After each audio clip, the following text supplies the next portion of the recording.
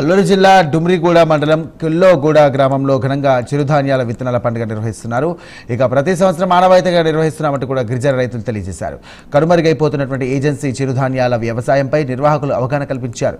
సంజీవిని దీక్ష NGO ఆధ్వర్యంలో విత్తనాల పండుగ కార్యక్రమాన్ని నిర్వహించారు.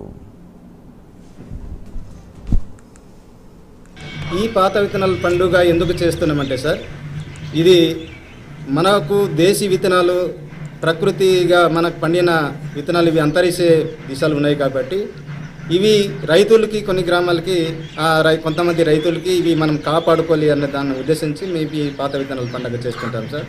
మరి ఈ సిరిధాన్యాలు ఎంత చక్కటి మంచివి అన్నది కూడా రైతులకి అవగాహన పరుస్తుంటే 2016లోనే మేము ఒక అవార్డు మాకు వచ్చింది సార్. అవార్డు రావడం ఎందుకంటే మేము ఈ విత్తనాల కోసం మీరు పని చేస్తున్నారనేది కమ్యూనిటీ జీన్ బ్యాంక్ నుంచి మాకు అవార్డు ఒకటి పొందాం సార్. ఈ చిరుధాన్యాలు ఇంకా అభివృద్ధి చేసి ఆ చిరుధాన్యాల వల్లనే మనము ఇంకా భవిష్యత్తులో అందరూ పండించి బాగా అభివృద్ధి చేసి మనం ఆ పంట తినాలని నేను కోరుకుంటున్నాను. ఎందుకంటే చిరుధాన్యాలు ఎరువులు లేక పండేది అప్పుడు పూర్వము. మా పంచాయతీలో చాలామంది ఒక 100కి ఒక 50% ఎరువు లేకుండా పండిస్తున్నారు. ఇంకా భవిష్యత్తులో 100% ఎరువులు లేకుండా పండించాలని అందరికీ మేమైతే అవేర్నెస్ ప్రోగ్రామ్స్ చేస్తున్నాము.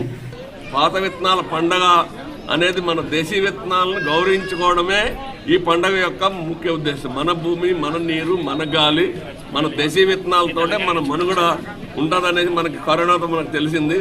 కాబట్టి నేను మొదట పండగలో 2001 నేను పండగ చేసినప్పుడు ఒక గ్రామంలో చేసామండి.